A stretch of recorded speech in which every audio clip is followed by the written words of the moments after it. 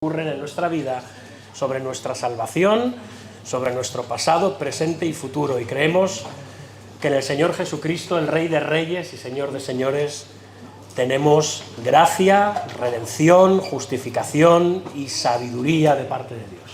Y nos gozamos por ello. Así que os invito a que os levantéis y con una misma garganta y un mismo corazón cantemos al Señor Jesucristo.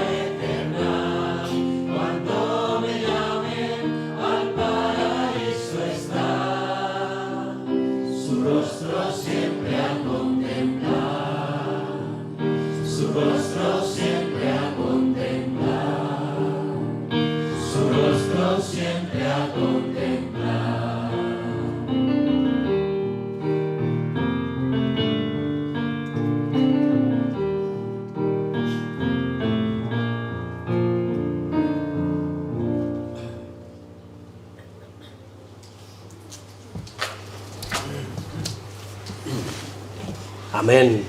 Dice el Salmo 145, justo es Jehová en todos sus caminos, y misericordioso en todas sus obras. Cercano está Jehová a todos los que le invocan, a todos los que le invocan de veras. Cumplirá el deseo de los que le temen, oirá asimismo el clamor de ellos y los salvará. Amén. Vamos a orar.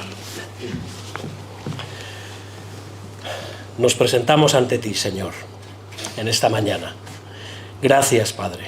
Gracias porque, aunque vivimos en un mundo envuelto en sus quehaceres, en sus preocupaciones, en sus ídolos, muchos de ellos nos cercan y nos acechan. Señor, sabemos que tú eres justo en todos tus caminos y que tú estás cercano a todos aquellos que te invocan.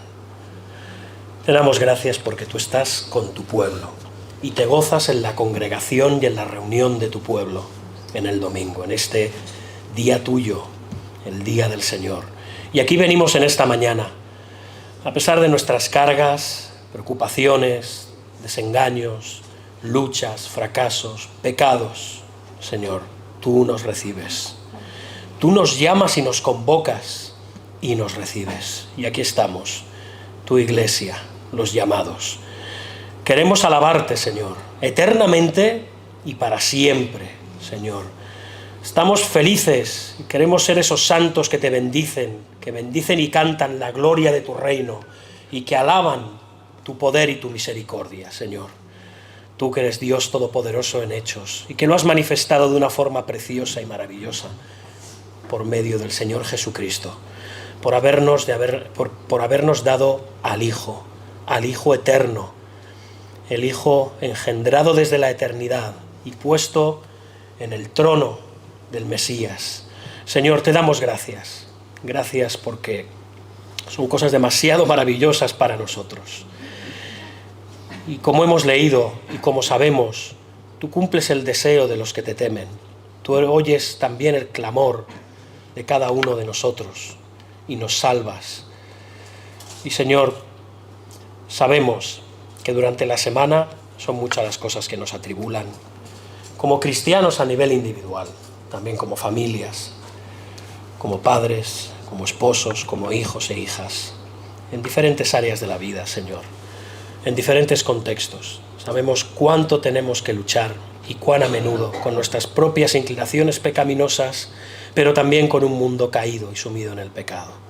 Pero un mundo que rezuma también gracia, lleno de cosas maravillosas de las que te queremos alabar y bendecir. Gracias por el alimento que tenemos, por la vida que tenemos, por la salud, sea cual sea esta la que tengamos. Gracias por nuestros hogares, gracias por la ropa que nos cubre, el alimento que nos nutre. Gracias porque tú nos has hecho por encima de todo tus hijos.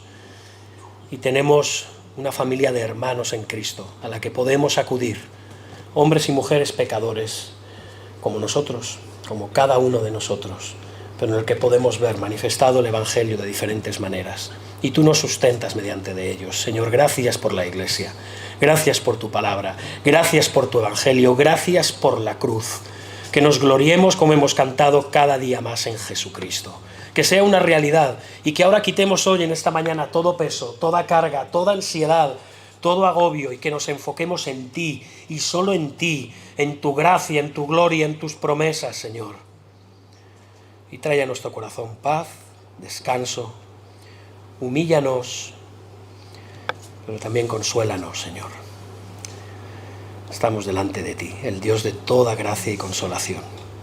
Que tú bendigas nuestros himnos, que bendigas nuestras oraciones, que bendigas el corazón de cada uno de los aquí presentes, que bendigas tu palabra predicada más tarde, Señor. Que tú lo bendigas todo con un único propósito, que es el único que importa, tu gloria por encima de todo. Solo a ti la gloria, Señor.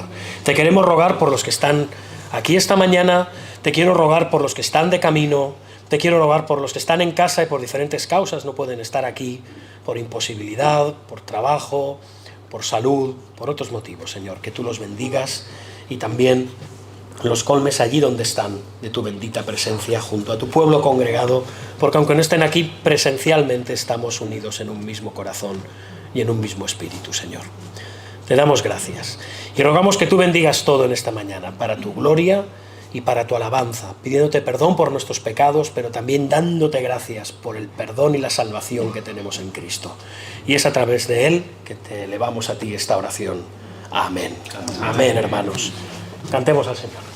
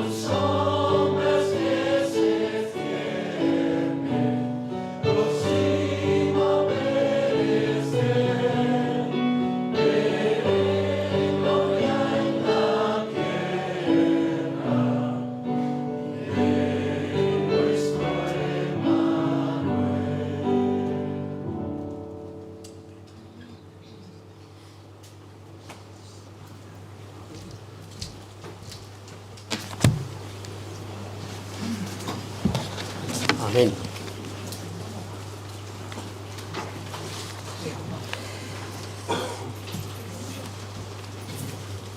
Vamos a buscar, por favor, todos, hermanos, Filipenses 2, del 5 al 11. Perdonad que nos haga sentar, pero son solamente seis versículos y los vamos a leer. Si me acompañáis, vamos a leer todos juntos. ¿Sí? Así os animo a que los busquéis todos, así nadie se queda sin buscarlos. Y lo leemos todos juntos, con el permiso del pastor. Son unos versículos muy conocidos, muy repetidos, pero vamos a intentar repetirlos, pero también interiorizarlos y guardarlos en nuestro corazón esta mañana. ¿Amén? ¿Lo tenemos todo ya? ¿Sí? Dice así Filipenses 2, del 5 al 11. Haya pues en vosotros este sentir que hubo también en Cristo Jesús, el cual, siendo en forma de Dios, no estimó el ser igual a Dios como cosa que aferrarse, sino que se despojó a sí mismo, tomando forma de siervo, hecho semejante a los hombres, y estando en la condición de hombre, se humilló a sí mismo, haciéndose obediente hasta la muerte, y muerte de cruz. Por lo cual Dios también lo exaltó hasta lo sumo y le dio un nombre que es sobre todo nombre, para que en el nombre de Jesús se doble toda rodilla de los que están en los cielos y en la tierra y debajo de la tierra, y toda lengua confiese que Jesucristo es el Señor, para gloria de Dios Padre. Amén. Aleluya. Seguimos cantando.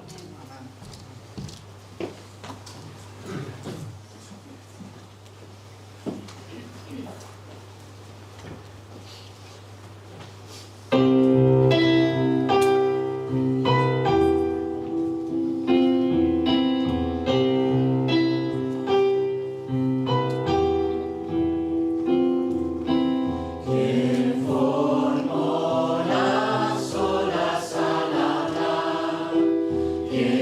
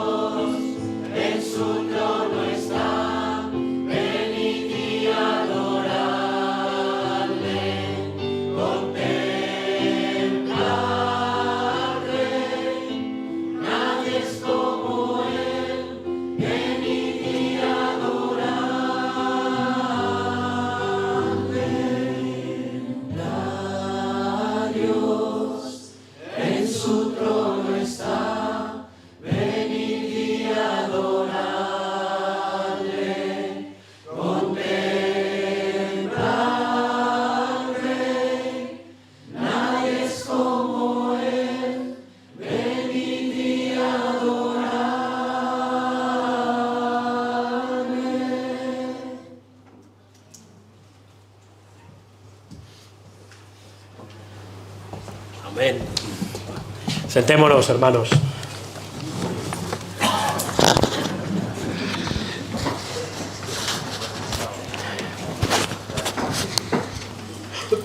Sí, está operativo. Bien, hermanos.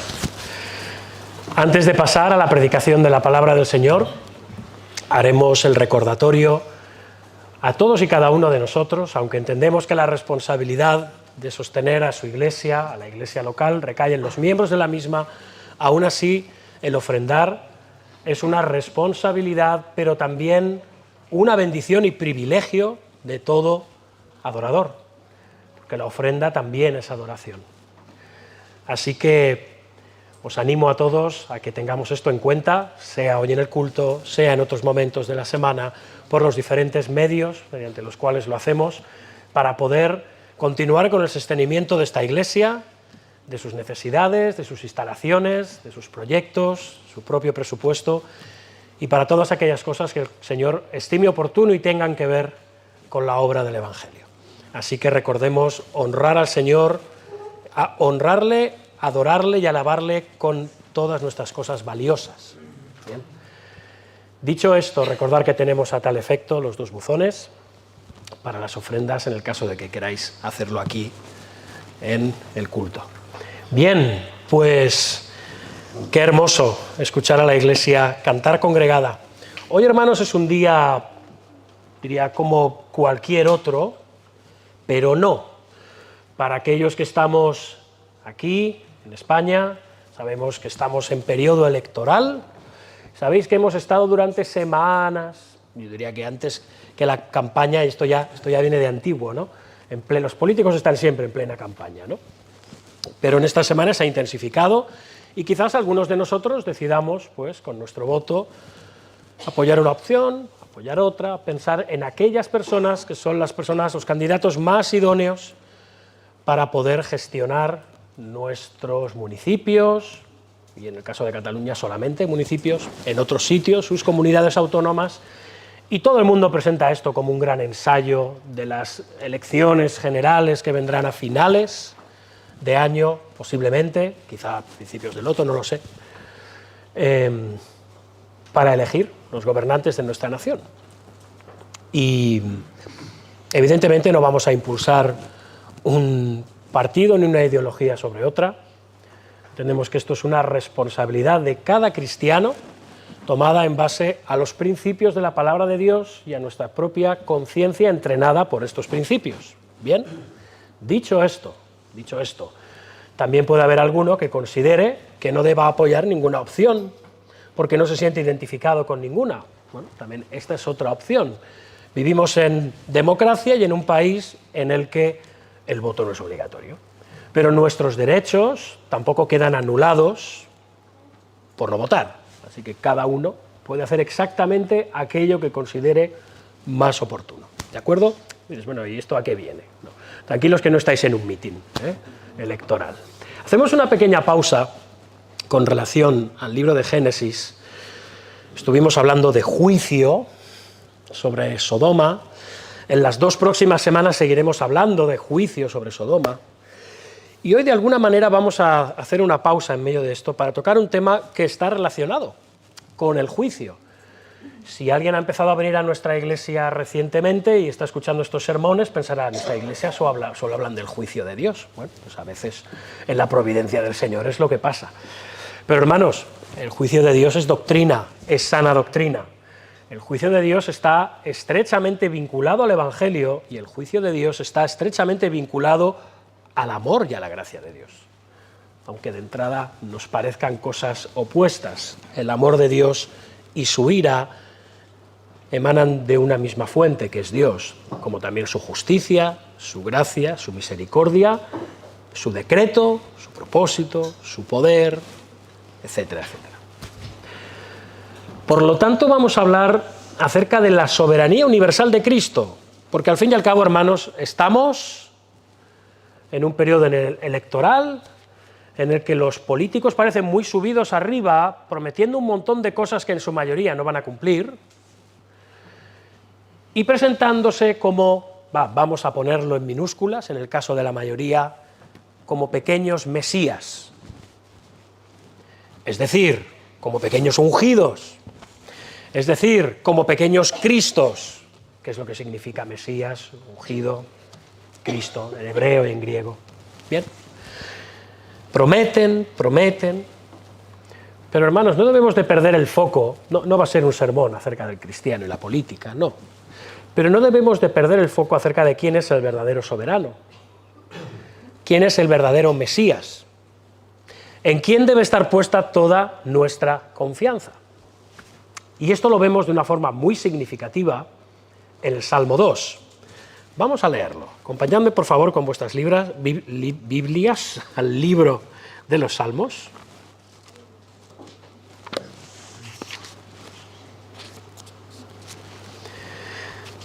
Y vamos al capítulo 2.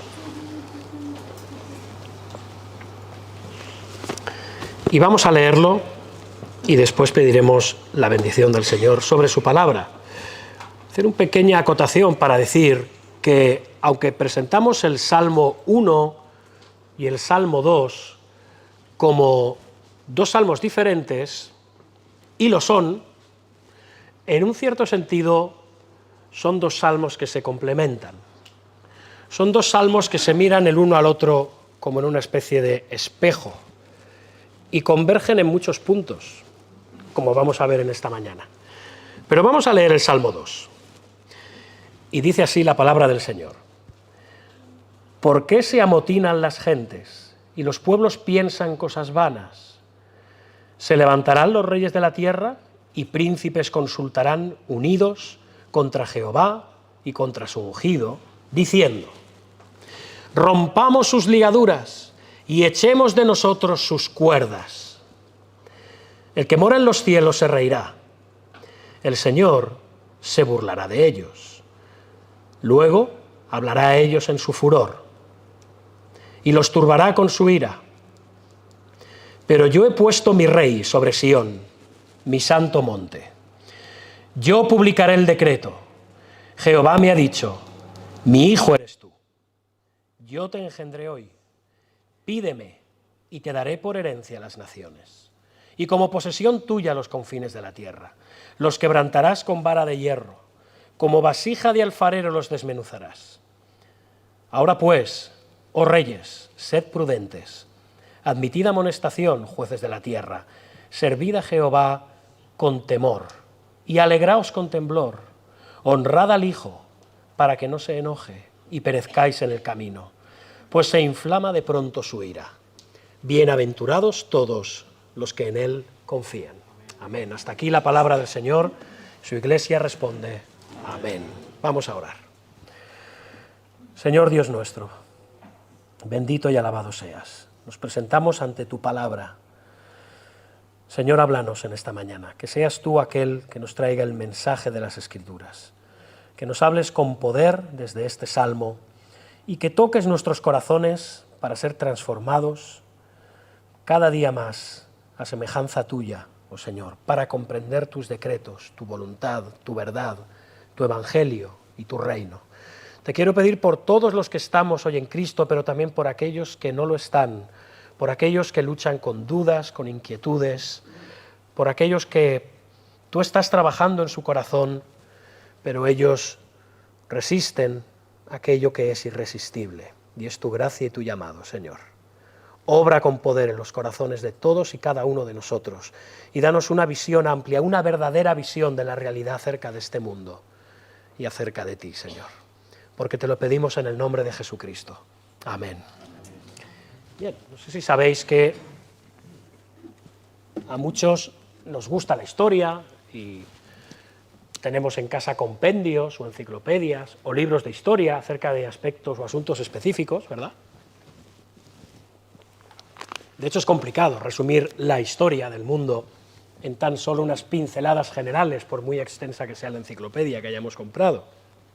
Pero este Salmo 2, de alguna manera, es un compendio de otra índole. Es un compendio histórico-teológico acerca de la humanidad, acerca de este mundo. Y solamente en 12 versículos. Obviamente esto es algo que solamente puede hacer Dios. Esto es algo que solo podemos ver expresamente en su palabra. ¿Por qué el mundo está como está? ¿Por qué el mundo está tan mal? Bueno, si os dais cuenta, el Salmo, en su inicio, luego iremos a él, pero no es agradable. Habéis visto por qué se amotinan las gentes, por qué se rebelan las gentes, y los pueblos piensan cosas vanas. No parece hablar de un escenario agradable, bonito. Pero este Salmo es fundamental, porque así como el Salmo 1 está hablando de la senda del justo y de la senda del pecador, este Salmo nos está hablando, aunque vemos el título, si tenéis una Reina Valera con titulillos, que habla del reino del ungido de Jehová, y está bien, pero de alguna forma este Salmo nos está animando a desechar la estupidez y la necedad humanas y abrazar la sabiduría y la confianza en Dios. Este es el llamado de este Salmo a cada uno de aquellos que lo están leyendo, y muy especialmente aquellos que se llaman gobernantes o magistrados en este mundo. Y este Salmo tiene 4 secciones. Decía William Shakespeare aquella frase de que el mundo es un teatro y todos interpretamos una farsa. Suena muy bonito y hasta cierto punto parece ser cierto. Y aquí vemos como una especie de obra de teatro en 4 actos. Sí, ya sé que son mucho para una obra de teatro, normalmente suelen tener 2, como mucho 3, pero aquí vemos una obra de teatro en 4 actos. El primer acto nos habla de una conspiración, que son los versículos del 1 al 3. El siguiente acto nos habla de la reacción de Dios a esa conspiración, en los versículos del 4 al 6. Los versículos del 7 al 9 incluyen el tercer acto, que es el decreto de Dios, y en los salmos del 10 al 12 nos habla de la gracia de Dios. Aquí tenemos estos 4 actos, y vamos a ver cómo se desarrollan. Dicen los versículos del 1 al 3, ¿por qué se amotinan las gentes y los pueblos piensan cosas vanas? Se levantarán los reyes de la tierra, y príncipes consultarán unidos contra Jehová y contra su ungido, diciendo, rompamos sus ligaduras y echemos de nosotros sus cuerdas. Aquí vemos una especie de confrontación, una gran enemistad, una especie de campo de batalla. Vemos a naciones y pueblos unidos en contra de un enemigo común. Muchos reunidos contra uno, se amotinan. Otras traducciones utilizan la expresión conspirar, conspiran. ¿Por qué conspiran las gentes y los pueblos? Y esto es interesante, porque si os dais cuenta, todos ellos lo hacen conscientemente. Los pueblos piensan. De hecho, es la misma palabra hebrea que aparece en el Salmo 1, versículo 2, cuando dice que el justo en la ley de Jehová está su delicia, y en su ley medita de día y de noche. Esto es lo que hacen las naciones. No es un pensamiento fugaz, no es un pensamiento inconsciente, no, meditan en esto. Hay una animadversión consciente de parte de las naciones. El justo, por un lado, del Salmo 1, medita con deleite en la voluntad de Dios. Las naciones, los pueblos, los gobernantes, meditan en cómo oponerse a la voluntad de Dios. Hacen el mismo esfuerzo, en un sentido, unos en otro sentido, los otros. Todos unidos en lo mismo. Hay una unidad de pensamiento, destronar a Dios de su trono, acabar con su ungido, con aquel que él ha escogido como rey. Todos los reyes, todos los políticos de este mundo unidos.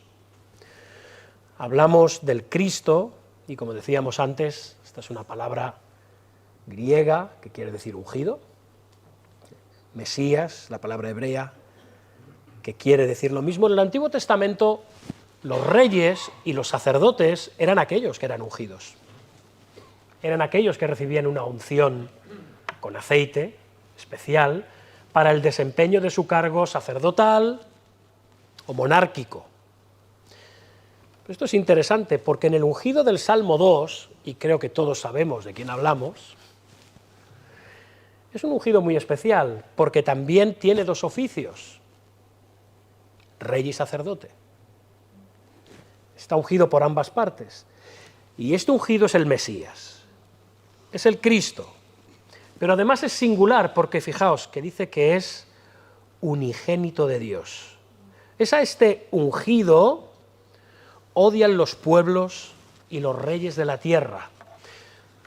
Alguien dirá, oye, muchas personas no son cristianas, no tienen ninguna religión ni ningún interés en la misma, o incluso son ateos, y incluso yo no soy cristiano, no me defino como tal, y no odio a Cristo.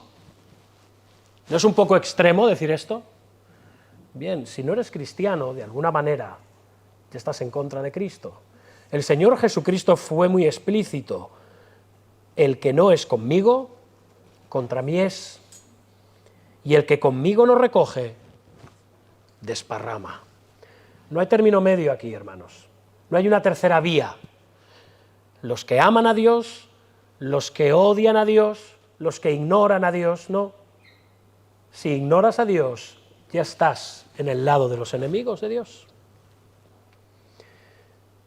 Pensemos en la Palestina del primer siglo, cuando este ungido, el Señor Jesucristo, Dios en la carne, vino a este mundo. Vemos a los fariseos, vemos a los saduceos, a los herodianos, vemos a los romanos, vemos a los representantes y principales del pueblo, todos muy divididos. ¿Habéis leído los evangelios? Hay como una especie de lío allí, es como un crisol, una especie de potaje, y dices, yo no sé cómo se aclara, nunca sé quién está hablando aquí.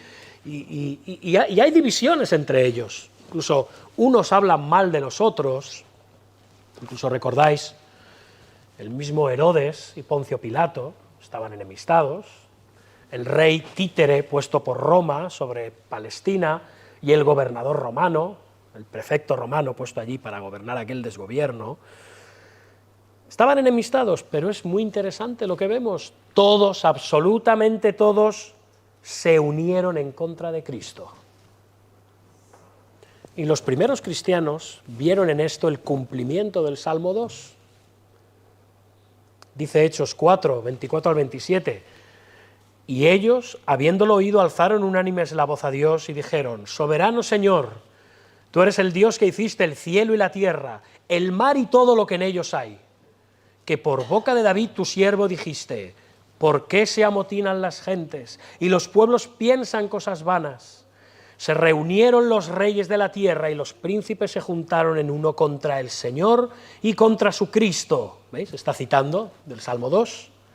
Porque verdaderamente se unieron en esta ciudad contra tu santo Hijo Jesús, a quien ungiste, Herodes y Poncio Pilato, con los gentiles y el pueblo de Israel. ¿Habéis visto?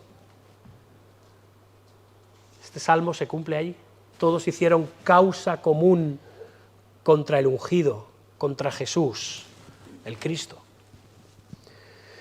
Hermanos, amigos, todas las religiones, ideologías, filosofías de factura humana comparten el mismo objetivo, aunque digan que no. Todas las hipótesis y teorías ideológicas, entre ellas la de la evolución, buscan destronar a Dios del lugar que le corresponde, buscan no tomarle en cuenta, buscan eliminar a Dios de la ecuación. Y entendemos que vivimos en un mundo en el que la mayoría de los países o naciones occidentales del mundo desarrollado se dicen laicas. Y quizás torzamos el gesto cuando algunos partidos políticos invocan sus enunciados en el nombre de Dios. Decimos, ¿qué es esto? Pero, hermanos, independientemente de los motivos por los que muchos hacen esto, que en muchas ocasiones son motivos oportunistas, qué hay verdaderamente en el corazón de todos ellos. Desde el que invoca a Dios con su boca hasta el que lo niega. ¿Está Dios en el corazón de todos estos? Sería bueno preguntárselo. Hermanos, esto ocurre con las ideologías políticas, con las filosofías, los movimientos humanistas, etcétera, etcétera. Y la clave para entender la historia de la humanidad es que todos los hombres les mueve el aborrecimiento hacia Dios y hacia su ungido. Todos desean destruir al Mesías. Desde Netflix, pasando por el lobby LGTBI, por la ONU, por el capitalismo, por el comunismo, por el secularismo, por las teocracias. Hay una agenda anticristiana, hay una agenda anticristo en medio de todo esto. A lo mejor no nos lo parece, porque todo parece muy bonito y muy bien presentado. Pero en el fondo es lo que hay, porque Cristo no anida en el corazón, ni en las intenciones, ni en los propósitos de ninguno de estos hombres. Es más, iremos más allá, les es un estorbo. De hecho, el problema para ellos no es la religión, no. El mundo en el fondo no es antirreligioso, porque religiones hay muchas, y formas de religión, infinidad de ellas. El problema es Cristo. Es algo contra el cristianismo. Específicamente, hermanos, el cristianismo bíblico, no cualquier cristianismo. El cristianismo que emana de las Escrituras y contra el Cristo de las Escrituras. Ese es el que molesta, no los demás. No hay una forma abstracta de Dios, esa no molesta. No, sino el Dios que se revela en la Biblia mediante Jesucristo. Ese es el problema para ellos. Y de hecho, todo aquello que Dios dice que está mal, el hombre dice que está bien. Alguien decía, bueno, es como los hijos, ¿no? Que llevan la contraria siempre. No. Dice Isaías 5:20, hay de los que a lo malo dicen bueno y a lo bueno malo, que hacen de la luz tinieblas y de las tinieblas luz, que ponen lo amargo por dulce y lo dulce por amargo. Y sí, seguro que todos estamos pensando acerca de la ideología de género y otras tantas cosas, pero en infinidad de asuntos esto se repite, incluso en cosas que nosotros quizá no veamos tan escandalosas, como lo que se llama hoy en día la tendencia sexual de alguien. Hay otras muchísimas cosas que tienen que ver con la ética, con lo que es verdadero, con lo que es justo, con lo que es necesario, con lo que es digno, para los hombres y para Dios. Hay una constante perversión por parte de los gobernantes y aún podemos dar gracias, porque parece que estemos pintando el mundo de una forma y dice, bueno, no sé cómo no nos estamos todos autodestruyendo. Claro, por la gracia común de Dios. Esa es una gracia común y preventiva que hace que el mundo no sea el infierno que podría ser. Es Dios quien previene e impregna por medio de su gracia las instituciones y las leyes de este mundo en la medida que Dios considera oportuno para llevar a la humanidad al punto de conclusión de la historia al que Él quiere llevarle, en la venida de Cristo. Y por eso el mundo, vamos a decirlo, sigue girando, por la gracia de Dios. Aún, aunque aquí en España no hace mucha gracia esta expresión, por el pasado que tenemos, podemos decir que los gobernantes lo son por la gracia de Dios, aun el señor del bigotito. No de la manera que ellos piensan, pero lo son. Todo está colgando y siendo sostenido por su gracia. no por la voluntad del hombre, por la voluntad de Dios. Y por esto el versículo 1, si os fijáis, empieza con un ¿por qué? Atención, es una pregunta y se formula en forma de pregunta, pero es una exclamación. Es como si David dijera, literalmente en el hebreo es como si el autor estuviera diciendo, pero qué tontería es esta, pero qué locura, qué absurdo, ¿por qué se amotinan las gentes? Es como impensable. Están declarando la guerra al Dios del cielo. Es lo que están haciendo. Están declarando la guerra al Dios del cielo y a su ungido, a su Cristo. Y esto, como os podéis imaginar, es planificar un fracaso, ¿verdad? El hombre nunca va a ganar esta guerra, jamás. ¿Cuál es el problema del hombre con Dios? ¿Por qué lo quiere destronar? Bueno, dice el versículo 3, rompamos sus ligaduras, ¿habéis visto? Sus cuerdas. El hombre no soporta que Dios sea Dios. El hombre no soporta que Dios ponga los límites de lo correcto y lo incorrecto. Esas cuerdas aluden a los lindes que se ponían en las propiedades para delimitar a quién pertenecía. El hombre no quiere límites. Mentira. Rectifico. El hombre quiere imponer sus límites, no los límites de Dios. En todo, pero en este caso también. El hombre se opone a la autoridad de Dios. Lo hacemos desde que venimos a este mundo, como simples seres humanos, yendo en contra de la autoridad paterna, o de la autoridad de profesores, o de jefes, o de gobernantes, o del código de circulación, lo que sea. Porque el hombre percibe la autoridad de Dios como ligaduras, ataduras, otras traducciones dicen cadenas. El hombre se percibe como un ser libre dentro de la cárcel de su pecado, la cual no ve, no la discierne. Estamos en una cárcel de pecado, de egoísmo, de orgullo, cuando en realidad lo que somos, como no podía ser de otra manera, si estamos en una cárcel, es prisioneros de todo eso.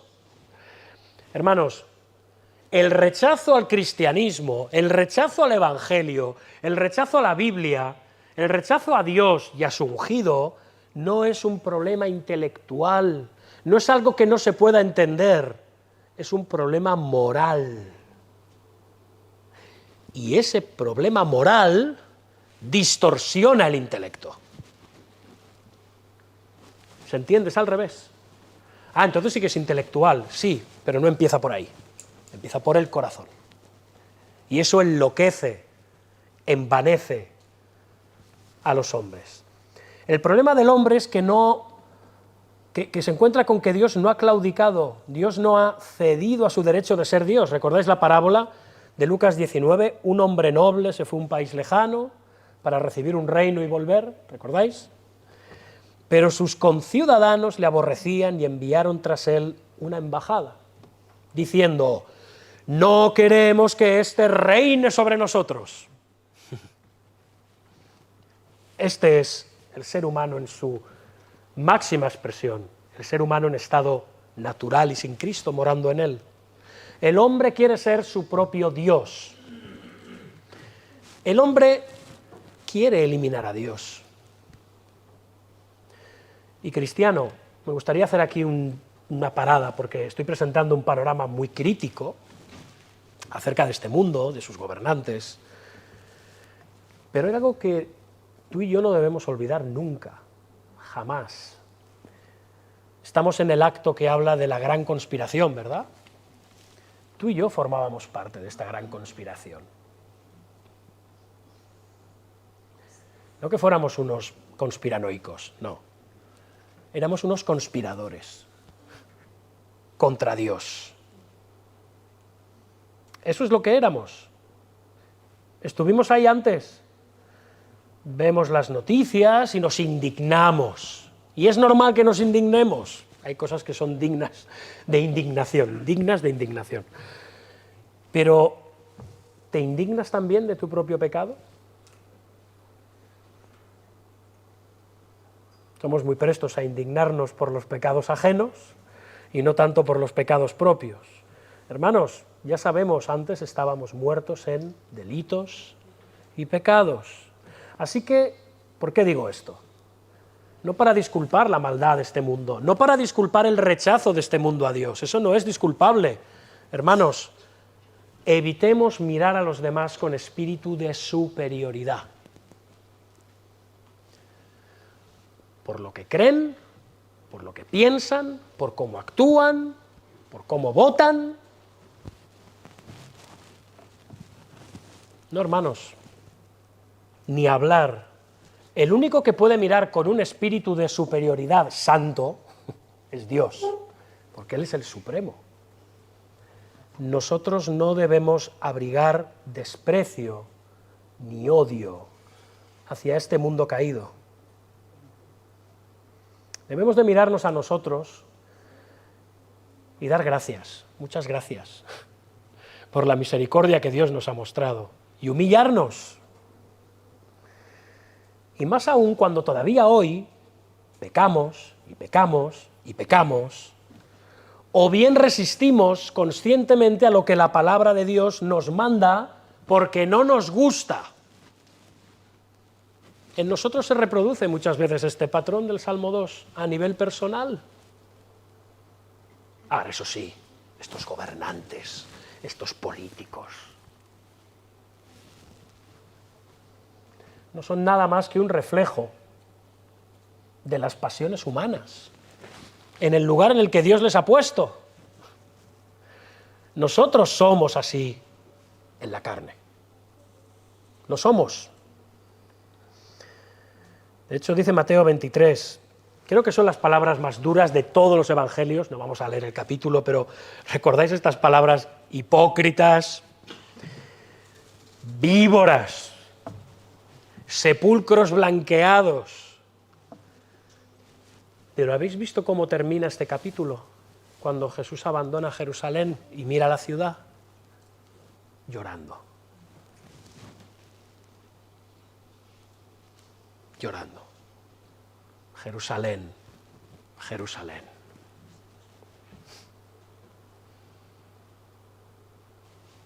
Dios encarnado, un Dios de amor, un Dios justo, un Dios que hará caer su ira algún día sobre la ciudad del gran rey, Jerusalén, llora sobre ella, no escupe sobre ella, no la desprecia, y aún extiende su gracia. ¿Cuántas veces intenté reunirte como la gallina reúne a sus polluelos, pero tú no quisiste? ¿Sentimos esto hacia este mundo caído? No disculpamos sus obras, no las jaleamos ni las aplaudimos, pero ¿cómo miramos a este mundo? Hermanos, es solo por la gracia de Dios que estamos en pie. Es por la gracia de Dios que este mundo, como decíamos antes, sigue girando. Es solo por su gracia que el pecado ya no se enseñorea de ti ni de mí. Pero aún muy a menudo nos dejamos arrastrar por él. Hermanos, atesoremos más humildad y más gratitud y menos odio hacia el mundo, porque la ira de Dios es justa. El aborrecimiento de Dios, permitidme la expresión, su santo odio hacia la maldad del mundo, es justo, es bueno, es santo, es perfecto, y el tuyo y el mío no lo es. Ni lo será nunca hasta que el Señor venga. Ahora, siguiente acto, ¿cómo reacciona Dios? Se alarma, se asusta. Venga, vamos a preparar nuestros ejércitos contra estos agresores, ante estos conspiradores. Versículos 4 y 6. El que mora en los cielos se reirá. Se reirá. El Señor se burlará de ellos. Luego hablará a ellos en su furor y los turbará con su ira. Pero yo he puesto a mi rey sobre Sión, mi santo monte. Dios no se altera, Dios no se turba. Hermanos, Él sabe todo lo que ha ocurrido, ocurre y ocurrirá en el mundo. Lo sabe. Él conoce lo que hay en el corazón de cada hombre y de cada mujer. Él sabe lo que hay en tu corazón y en el mío. Él sabe que el ser humano, por naturaleza, quiere llevar un golpe de estado contra Dios permanentemente. Y los gobernantes del mundo también. Las instituciones de este mundo también. Y Él se ríe. Esto es lo que podríamos llamar, no sé si usar la expresión, venga, voy a usarla, por si alguien toma notas. Antropopatismo. Está el antropomorfismo, Dios toma formas humanas a veces para expresarse, la mano de Dios, los ojos de Dios, el rostro de Dios, ¿sí? Patos en griego es sentimientos, emociones. Y Dios ahora está usando esta expresión, burlarse, reírse, para que vayamos más allá, para que comprendamos. Dios no se está riendo con frivolidad, ni con descaro, ni siquiera con desprecio, ni siquiera es una risa de placer. No. A Dios no le gusta esta situación. Dios se ríe de lo absurdo, lo ridículo de esto. Es como, yo vi hace muchos años un GIF que iba por ahí, por WhatsApp, de una mantis religiosa, así muy tiesa, atacando a una pisonadora. Es una pisonadora enorme, y ves la mantis, pero de verdad, una mantis chiquitina, así poniéndose erguida, algo absurdo. Como el famoso chiste de Andorra le declara la guerra a los Estados Unidos, ¿no? Pues es ridículo, pero es que todavía es más ridícula la actitud del hombre hacia Dios, la actitud de los gobiernos de este mundo hacia Dios. Pero ¿sabéis qué? Que en cierto modo lo de menos es la risa. El problema es lo que presagia la risa de Dios. Porque es el preámbulo de su ira. Dice el versículo 5 que los turbará. Literalmente en hebreo es los aterrará. El Dios de las Escrituras es un Dios de amor y precisamente por eso Él manifiesta su justa ira contra todos aquellos que van en contra de su amor. Es su justa indignación contra el pecado de las criaturas caídas. Y hay muchos que se burlan de la paciencia de Dios, lo ven como una prueba de que Él no se inmiscuye en los asuntos de los hombres o incluso de que ni existen. ¿Recordáis Pedro en su carta? Dice, ¿dónde está la prometida presencia? Porque el mundo ha seguido desde... El hecho de que Dios no castigue inmediatamente no quiere decir que no tenga límite. Quiero repetir esto. El hecho de que Dios no castigue inmediatamente no quiere decir que Dios no tenga límite. Pero ese límite solo lo conoce Él, no nosotros. Pero cuando ese límite es traspasado, ya no hay esperanza. ¿Recordáis el sermón acerca de Sodoma y Gomorra y el juicio sobre ella? Habían colmado la copa de su maldad. Y Abraham trata de negociar con el Señor si hubiera 50 justos, 45 justos, 30 justos, 20 justos, 10 juntos. Ni eso. Sodoma y Gomorra habían traspasado el límite. No había redención para ellos. No lo había.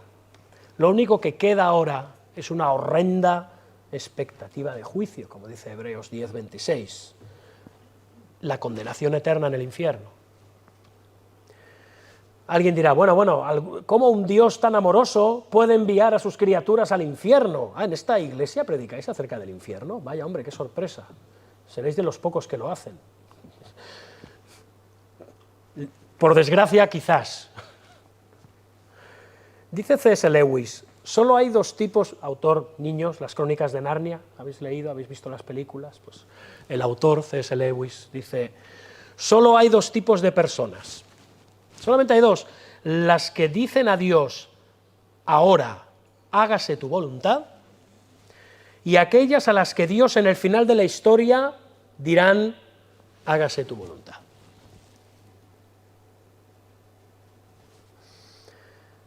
Las personas quieren tener a Dios lo más lejos posible, lejos de su Hijo, que vino a morir por sus pecados. Y si eso quisiste, tener a su Hijo lejos de ti durante tu vida, lejos estará por toda la eternidad. Es lo que has pedido. El infierno, al fin y al cabo, es el hombre recibiendo las consecuencias de querer vivir alejado de la gracia y la bondad de Dios. ¿Recordáis las palabras de Romanos 2? ¿O menospreciáis las riquezas de su benignidad, paciencia, longanimidad, ignorando que su benignidad te guía al arrepentimiento? Pero por tu dureza y por tu corazón no arrepentido atesoras para ti mismo ira para el día de la ira y de la revelación del justo juicio de Dios, el cual pagará a cada uno conforme a sus obras. Como dijimos también en el sermón acerca de Sodoma y Gomorra, la gracia de Dios es un muro de contención, es un dique de contención contra el torrente de la ira de Dios que se avecina sobre este mundo. Pero algún día ese dique será quitado. No se romperá, no, será quitado. Y el mundo recibirá la justa retribución que merecen sus propias obras y deseos. Dios no se complace en que muera el malvado, en que sufra el inicuo. No. Dios es Dios y Él hará aquello que Él quiere hacer, lo que se ha propuesto. Él ha decidido que su Hijo se siente en el trono del Rey de Reyes y Señor de Señores. Fijaos, versículo 6, yo he puesto, ¿veis? Yo he puesto a mi Rey. Es Dios quien ha puesto a Cristo sobre el trono del reino del Mesías. Y nadie puede romper su decreto ni su autoridad. Y de hecho, la más grande victoria de Dios, jamás sabida, tuvo lugar precisamente cuando los hombres quisieron quitarse de encima al Señor y a su ungido. Porque al crucificarlo cumplieron el propósito divino de Dios y llevaron derecho a Cristo directo de la cruz al trono. Nada, ni nadie, ni los terribles y peores planes que haya en este mundo y en sus agendas perversas y depravadas pueden frustrar los planes de Dios. Nada. El Rey de Reyes y Señor de Señores. Hemos leído, haya pues en vosotros este sentir que hubo también en Cristo Jesús, el cual siendo en forma de Dios, no estimó el ser igual a Dios como cosa que aferrarse, sino que se despojó a sí mismo, tomando forma de siervo, hecho semejante a los hombres y estando en condición de hombre, se humilló a sí mismo, haciéndose obediente hasta la muerte y muerte de cruz. Por lo cual, ahora, Dios también lo exaltó hasta lo sumo y le dio un nombre que es sobre todo nombre, para que en el nombre de Jesús se doble toda rodilla de los que están en los cielos y en la tierra y debajo de la tierra, y toda lengua confiese que Jesucristo es el Señor, para gloria de Dios el Padre. Dios es Dios. Él ha decretado que su Hijo fuese Rey, y su Hijo es Rey por toda la eternidad. Y pasamos al tercer acto, y hablamos del decreto irrevocable de Dios, los versículos del 7 al 9. Yo publicaré el decreto, ¿veis? Dios anuncia su decreto. Jehová me ha dicho, mi hijo eres tú, yo te engendré hoy. Pídeme y te daré por herencia las naciones, y como posesión tuya los confines de la tierra.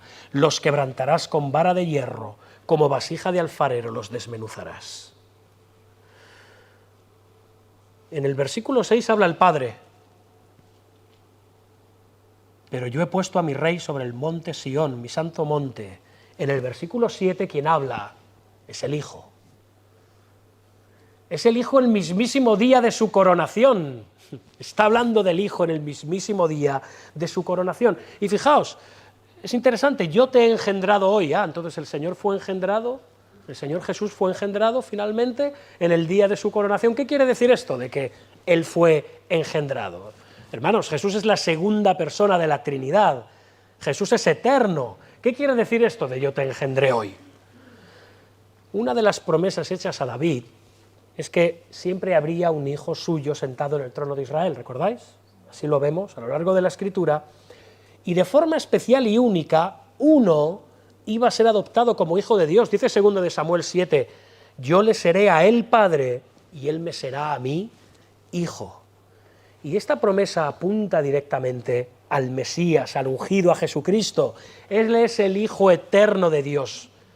Como el Mesías y Dios encarnado, descendiente de David, fue puesto en esa posición de rey del reino mesiánico en su resurrección.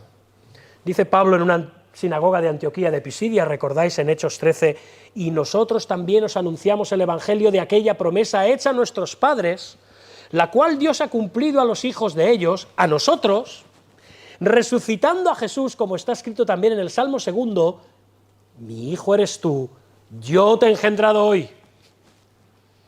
Y este es el cumplimiento del Salmo 2. Dios engendra al Hijo eterno cuando lo corona. Es algo muy extraño, es rarísimo. Pero lo engendra como rey al entronizarlo, cuando Él es el Hijo unigénito, engendrado eternamente, pero no creado jamás. Estaba claro para los apóstoles que así era, y también debe estarlo para nosotros. Jesucristo como Hijo de Dios es eterno, no tiene principio ni fin, pero como Mesías, como Dios encarnado, el mismo apóstol Pablo dice en Romanos 1, ¿recordáis? Que fue declarado Hijo de Dios con poder por la resurrección de entre los muertos. Así que, como Rey universal, por medio de la resurrección, ahora el Padre le dice, pídeme.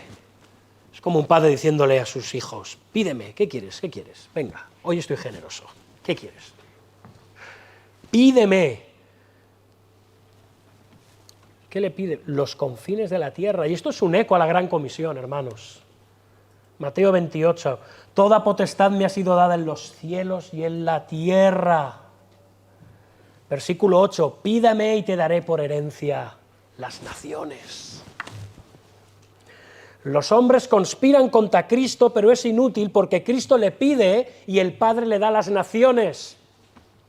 Esas naciones rebeldes le pertenecen a Cristo, son suyas. Él es rey sobre aquellos que no quieren ser gobernados. Él es rey.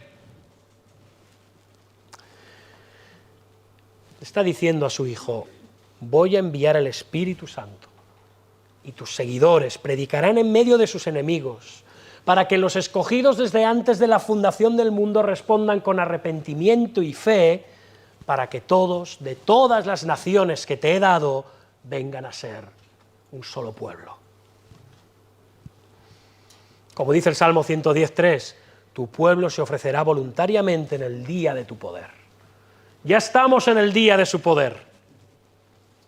Ese reino avanza. Es un reino inaugurado, pero no consumado. Dios es rey de la eternidad a la eternidad. Hay un reino eterno de Dios desde la eternidad a la eternidad, pero aquí hablamos del reino del Mesías, que se inició cuando el Señor vino a este mundo, vivió la vida perfecta que tú y yo no podíamos vivir, sufrió la muerte terrible en la cruz que tú y yo no podíamos soportar, resucitó al tercer día, ascendió a los cielos y fue manifestado y glorificado en gloria. Y esta iglesia, estoy aquí reunida, porque Dios el Padre le ha dado al Hijo aquello que le había prometido desde la eternidad. Somos un regalo del Padre al Hijo desde la eternidad. Eso es lo que somos hoy, hermanos aquí congregados. En el reino prometido por Dios al Hijo en la eternidad, estábamos tú y yo. Y de hecho las puertas del Hades, las puertas del infierno, no van a prevalecer contra el ataque de la Iglesia capitaneada por Cristo. Muchas veces se presenta este texto, las puertas del Hades no prevalecerán, como si, y te imaginas a la Iglesia arrinconada, ¿no?, aterrorizada, y el Hades arrinconándola, pero no vencerá. No, esto no es lo que está diciendo el texto. Está diciendo que es la Iglesia quien ataca. Es la Iglesia quien ataca al Hades y el Hades no va a prevalecer. Porque Cristo es nuestro comandante, Cristo es nuestro Rey, Cristo es nuestro Señor y el pueblo de Dios y su Iglesia avanzamos en Cristo y con Cristo. Aquí estamos predicando a nuestro Rey universal y a su gloriosa salvación. Por eso hablaba antes de la gran comisión, de ir a hacer discípulos, porque se le ha dado poder al ungido, a Cristo, para recoger a su pueblo de todas las naciones. Salmo 110, siéntate a mi diestra hasta que ponga a tus enemigos por estrado de tus pies. ¿Cómo? Por medio del arrepentimiento, en un sentido, y por otro lado, por medio de arrojar al infierno a aquellos que no desean arrepentirse. Versículo 9, los quebrantarás con vara de hierro, como vasija de alfarero los desmenuzarás. Y llegamos al cuarto y último acto de esta obra teatral del mundo. Versículos 10 y 12 es una proclamación de gracia y de compasión. Dice así, ahora pues, oh reyes, sed prudentes, admitid amonestación, jueces de la tierra. Servid a Jehová con temor y alegraos con temblor. Honrad al Hijo para que no se enoje y perezcáis en el camino, pues se inflama de pronto su ira. Estas palabras son para reyes, para jueces, gobernantes como representantes al final de toda la humanidad. No pueden vencer, no van a vencer. Y el salmista los está llamando a pensar con cordura. ¿Habéis visto? Sed prudentes, ser sensatos, ser sabios, pero ¿qué estáis haciendo? Dice, honrad al Hijo, o más literalmente en el hebreo, besad al Hijo. Esta es una declaración de sumisión, de obediencia amorosa a Cristo. Y no necesariamente se habla de un doblar las rodillas literales, que podría ser.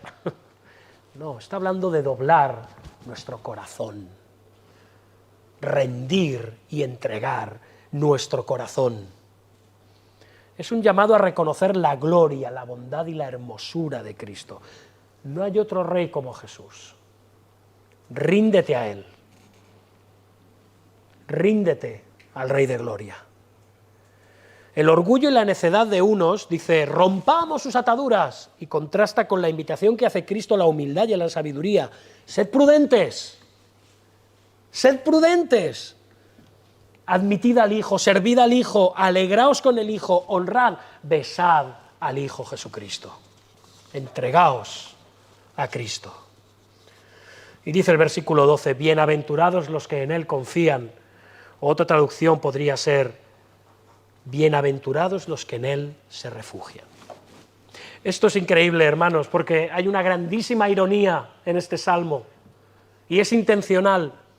Los hombres buscan protegerse contra Cristo, pero el salmista inspirado les llama a buscar protección en Cristo.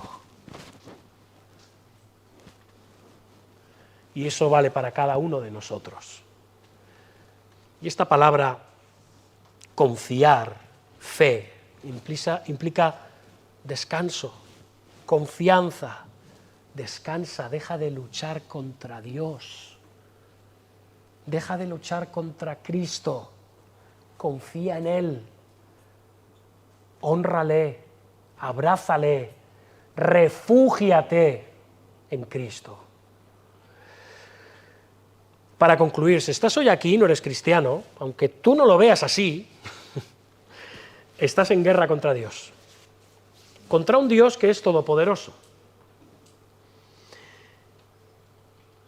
Si no te has sometido a la autoridad de su Cristo, de su ungido, de su Rey, esa es tu realidad. Estás en guerra, una guerra que además, amigo, amiga mía, no puedes ganar. No tienes probabilidad. Él es todopoderoso. Él ha decretado que toda rodilla se doblará y toda lengua confesará a Cristo. Unos antes de entrar en la gloria y unos antes de entrar al infierno. Pero toda lengua se arrodillará y confesará que Jesucristo es el Señor. No hay otra opción. No hay un purgatorio, por si alguien dudaba. Es cielo o infierno. Lo que decidas hacer aquí en los años que Dios te ha concedido vivir en este mundo tendrá repercusiones eternas. No lo dudes. Pero Él te está dando la oportunidad de ir a Él.